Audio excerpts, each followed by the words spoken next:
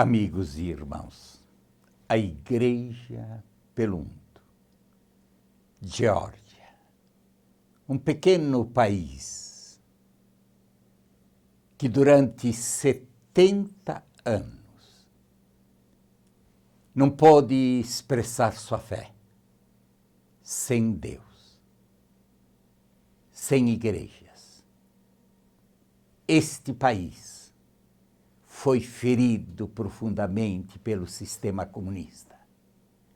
Convidaria vocês ao acompanharem durante 2 momentos a apresentação desse documentário, para que vocês sentissem, além das minhas palavras, na fisionomia das pessoas, na estrutura dos seus edifícios, a miséria em que um sistema comunista reduziu um povo que se volta para nós e nos pede: ajude-nos.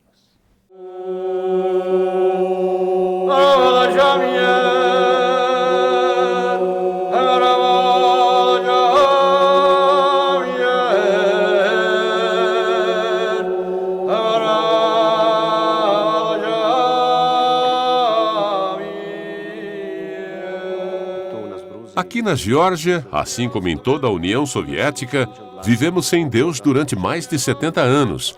As igrejas estavam fechadas e era até perigoso admitir que era um fiel.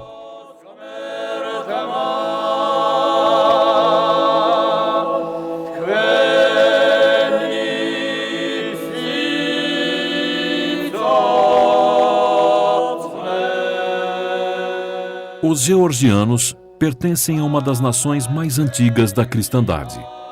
Segundo a lenda, o manto de Elias foi mantido na Geórgia, deixado aqui pelos judeus que estavam fugindo das perseguições ordenadas pelo rei Nabucodonosor. O início do cristianismo na Geórgia remonta ao 1º século, quando os primeiros apóstolos chegaram aqui e estabeleceram comunidades cristãs. De acordo com a tradição transmitida de boca em boca ao longo dos séculos, os primeiros líderes incluíam os apóstolos André, Bartolomeu e Mateus. A lenda conta que a Virgem Maria foi escolhida para proclamar a Boa Nova na Geórgia. Segundo a lenda, Maria estava presente quando os apóstolos se reuniram para decidir quem deveria ir para que país para proclamar o Evangelho. E a Geórgia foi a terra eleita para ela. Mas Nossa Senhora foi levada ao céu e não pôde ir. Por isso, os apóstolos foram em seu lugar. É por esse motivo que existe um culto tão forte a Nossa Senhora na Geórgia.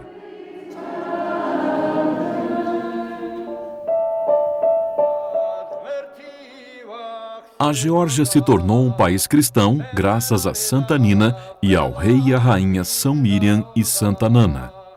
Viviam ativamente em Kartli, a atual Geórgia, na passagem do 3º para o 4º século. Durante o tempo que passou em Jerusalém, Nina teve uma visão em que via Nossa Senhora a enviando para pregar o Evangelho no Cáucaso. Terminou como escrava na corte do rei Miriam de Kartli, lugar onde se acredita que ela curou a esposa gravemente doente do rei, Nana. Em sinal de reconhecimento, o rei se converteu ao cristianismo.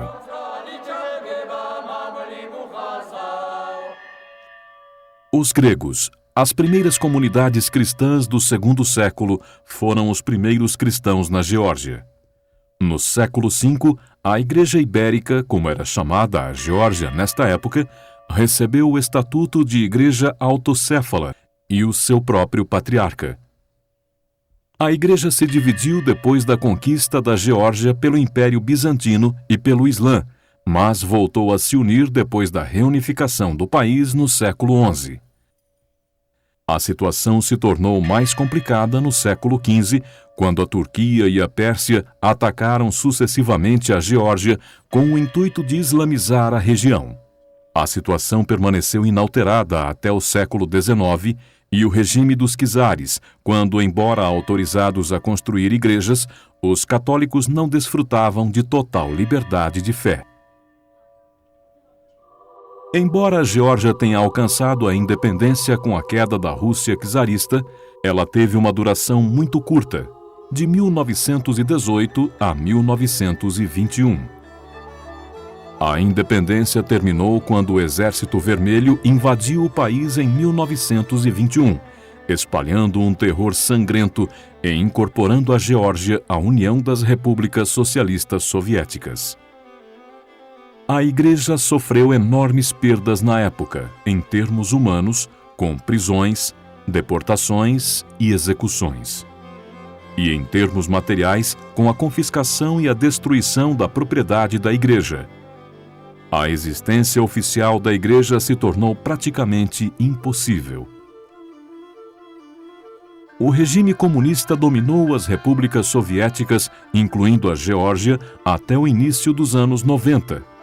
O sistema soviético, assim como todos os outros sistemas totalitários, procurou justificar o fracasso das suas políticas sociais e econômicas, atribuindo a culpa a uma ameaça interna e externa. Eles consideraram a Igreja Católica adequada para este propósito, sendo considerada pelo sistema comunista como o inimigo número 1.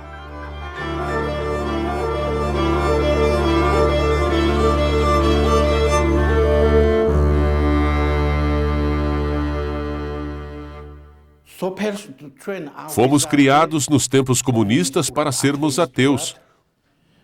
Os professores diziam que Deus não existia. Nos ensinaram que apenas existia a lei e o poder naturais, sujeitos a estudos científicos para determinar a base e a estrutura da vida.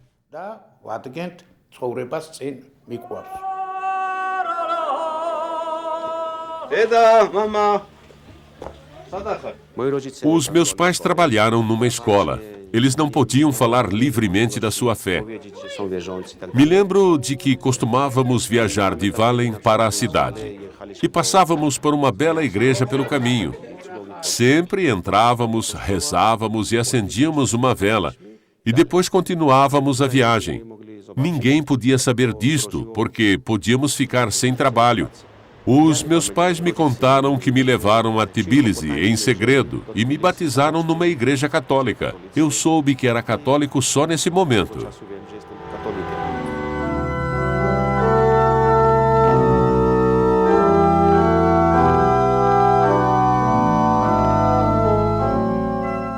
Os católicos, depois de terem sofrido enormemente sob o regime comunista, são agora apenas 50 mil.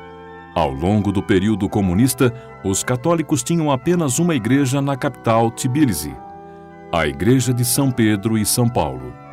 Esta igreja, por conta da falta de padres georgianos, era administrada por um único padre polonês, que foi perseguido por causa de sua devoção pela fé. Não me permitiam ensinar o catecismo na igreja. Eles costumavam dizer: os ortodoxos não ensinam, por isso você também não vai ensinar. Não dei ouvidos a eles. Entrava por um lado e saía pelo outro, e fiz o que tinha a fazer. Quando mencionei isto ao bispo, este aconselhou: se aparecerem pessoas, ensine o melhor que você puder. Ensine o catecismo e distribua os sacramentos. Faça tudo da melhor forma que puder. O padre Jan Chinieszynski e duas freiras eucarísticas ficaram aqui durante 25 difíceis anos, durante os tempos de Brezhnev, Chernyenkos, Antropov e outros. E graças a estas pessoas espancadas e perseguidas, esta igreja e esta comunidade sobreviveram. Me recordo que padre Jan contava como era espancado durante os interrogatórios à noite.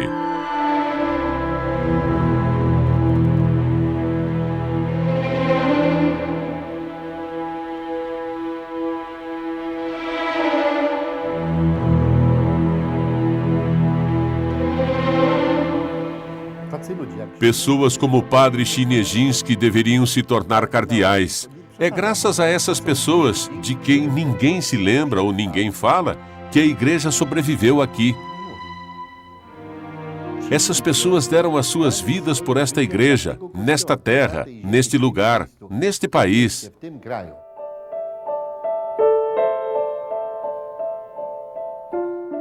Em 1991, surgiu uma Geórgia independente e arruinada após a dissolução da União Soviética. Antes uma parte afluente da URSS, as relações decadentes entre Geórgia e a Rússia levaram rapidamente à desintegração da economia georgiana. Os cuidados de saúde na Geórgia, antes a inveja da União Soviética, sofreram um colapso. Os georgianos, habituados à energia barata da URSS, foram confrontados de repente com preços altos e cortes de energia. A produção dependente do comércio quase exclusivo com a União Soviética desmoronou com uma explosão de desemprego e pobreza extrema. Este colapso econômico foi acompanhado por um colapso moral. Tinha muita confusão na cabeça das pessoas entre o que era justo e moralmente aceitável e o que era socialmente permitido. Conseguir criar uma verdadeira consciência evangélica se tornou um verdadeiro problema. Ao problema da capacidade das pessoas para distinguir o que está certo do que está errado, temos que acrescentar também a natureza pecadora do homem.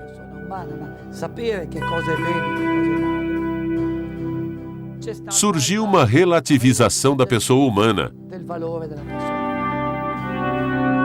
A cultura original não via tanto o indivíduo, mas sim a família ou o grupo, como a base da estrutura da sociedade. Tudo isso tinha desaparecido e o ser humano havia se tornado relativo.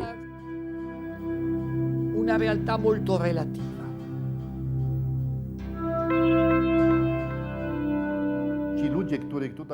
Falo muitas vezes com diferentes conhecidos e amigos. Eles me dizem que nem tudo no comunismo foi mal. Por exemplo, os cuidados de saúde eram de qualidade e estavam disponíveis para todos. O Estado, o sistema garantia isso. Mas esse sistema, o soviético e comunista, de que estamos falando, eliminou alguns valores humanos, se perderam de alguma forma.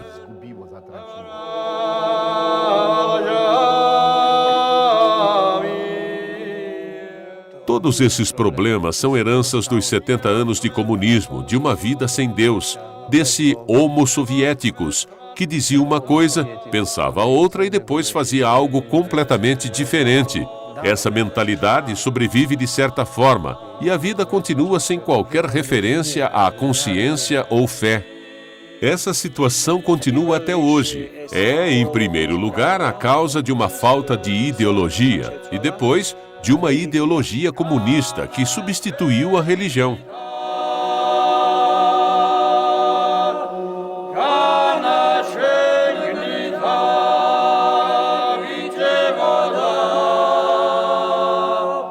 Ao meu ver, aqui não existe praticamente família. Muitos homens são infiéis às suas esposas e muitas vezes também o contrário. Podemos dizer que a família está se desintegrando. Isso é motivo suficiente para o elevado número de abortos e crianças ilegítimas. Hoje em dia, os mais jovens vivem fora do casamento, mais do que antigamente. E mesmo que venham à igreja, para as reuniões de jovens, isso é normal para eles. E percebo que não temos qualquer influência sobre eles. É doloroso para mim, particularmente, porque em termos humanos simples, o nosso trabalho aqui foi inútil.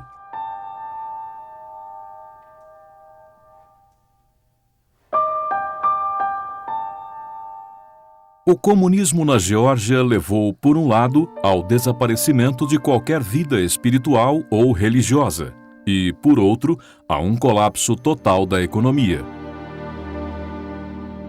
A maioria das grandes fábricas fechou e muitos postos de trabalho não existem mais, deixando milhares de georgianos sem um emprego. O desemprego e a pobreza extrema atingiram níveis inimagináveis.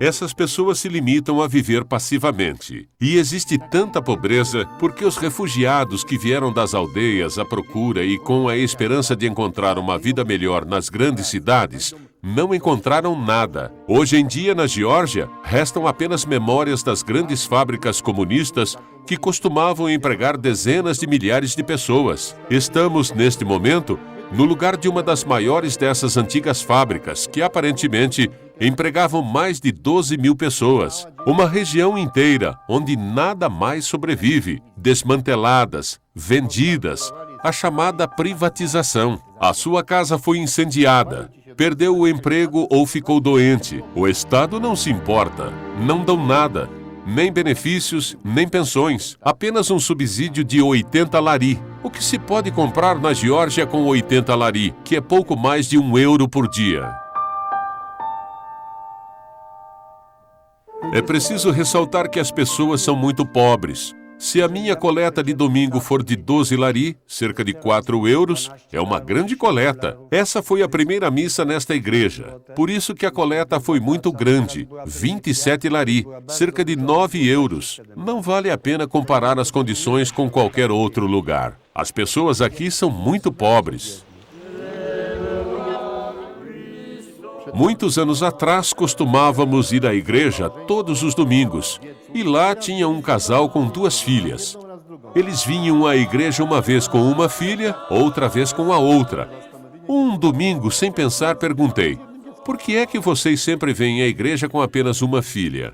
Eles ficaram surpreendidos com a minha pergunta. Percebi imediatamente que tinha dito algo de errado. Me explicaram então que tinham apenas um par de sapatos.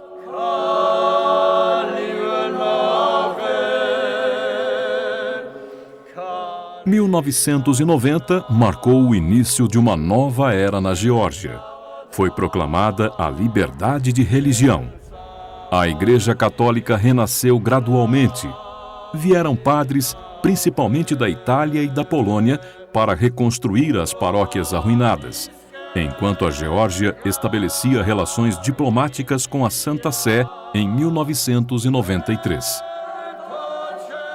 Mas os georgianos católicos permaneceram vastamente dispersos pelo país, geralmente em pequenas aldeias distantes, o que torna o trabalho pastoral muito difícil.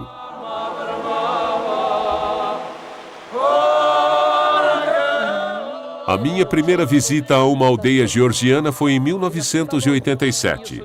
Os sinos tocaram e todas as mulheres vieram dos campos, trazendo flores e cantando um hino que aprenderam com um padre católico armênio, que o tinha trazido da Turquia para a Geórgia 150 anos antes. Era uma canção para Nossa Senhora.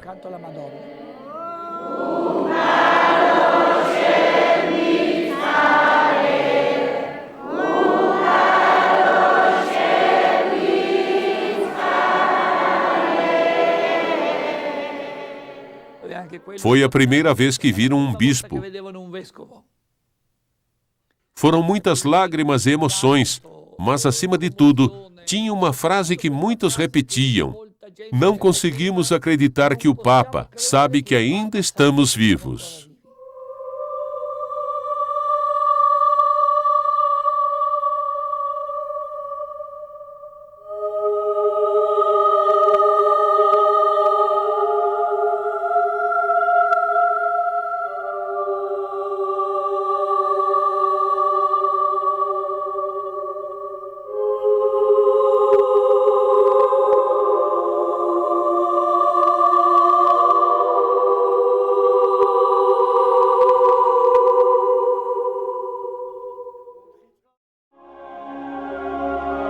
Devido ao grande sucesso da campanha do livro Eu Creio, a Ajuda à Igreja que Sofre mantém a promoção do Pequeno Catecismo Católico. Por apenas R$ 6,90 mais o frete, você recebe esse livro ilustrado de 208 páginas, que é um compêndio do Catecismo Católico. Uma oportunidade única para que todos possam aprofundar e manter viva a sua fé. Acesse o site www.ais.org.br ou ligue gratuitamente para 0800 77 099 27 e peça agora mesmo o Pequeno Catecismo Católico Eu Creio.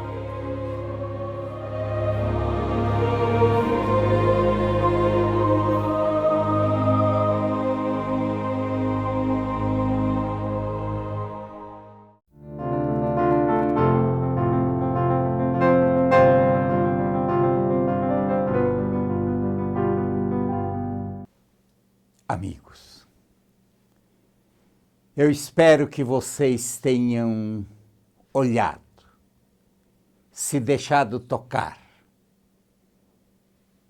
por esse documentário de nossos irmãos da Geórgia. Este povo que passou pelo calvário da perseguição, da morte, da destruição de suas igrejas, dos seus valores, do seu costume, das famílias, da cultura, e que herdou o resto da destruição em todos os sentidos humanos, sociais, econômicos, este país. Terminou o sistema comunista, mas as ruínas e as suas consequências são terríveis. É um povo flagelado, destruído em sua estrutura em todos os níveis. Um povo que clama misericórdia em sua fisionomia e que começa a desabrochar para o cristianismo nos pedindo, ajude-nos. A IS Brasil está lá presente. A IS Brasil, que é você, também é convidado neste momento a enxugar as lágrimas de Cristo neste povo. Sensibilize. E os primeiros cristãos entenderam que entre eles tudo era comum. É impossível seguir Jesus Cristo sem se tornar fraterno, irmão da humanidade. Ligue-nos neste momento para 0877 099 27. A sua prece é verdade, mas neste momento a sua doação para fazer com que esta nação, ferida em todas suas consequências, que se abre novamente para Jesus, despertando sua fé sem missionários, sem a presença, sem suas igrejas destruídas, mas que volta para Deus, encontre de nossa parte a fraternidade, o amor. É Jesus quem nos apresenta esses documentários através da ajuda da Igreja que Sofre, dizendo, enxugue minhas lágrimas, venha em minha direção, me restitua minha casa, restitua minha dignidade do meu povo. Sim, o passaporte para a eternidade é o compromisso com aqueles que mais sofrem e precisam de nosso amor e de nossa misericórdia. Que o Pai eterno, em nome de Jesus, pela ação do Espírito Santo, nos desperte para essa paixão pela igreja, pela missionalidade, pelo compromisso que temos, pelo amor de todos aqueles que, feridos, aguardam por nossa solidariedade. Que Deus Pai lhe abençoe, em nome do Pai, do Filho e do Espírito Santo. Amém. Não tenho medo em lhe dizer, no rosto das pessoas que você acabou de ver através desse documentário, é Jesus quem se volta para mim e para você, lhe dizendo, me enxugue as lágrimas, me restitua a minha dignidade, abra e dê espaço para que este povo ferido não só ouça Deus, mas sinta a presença de Deus em nosso amor de cristãos.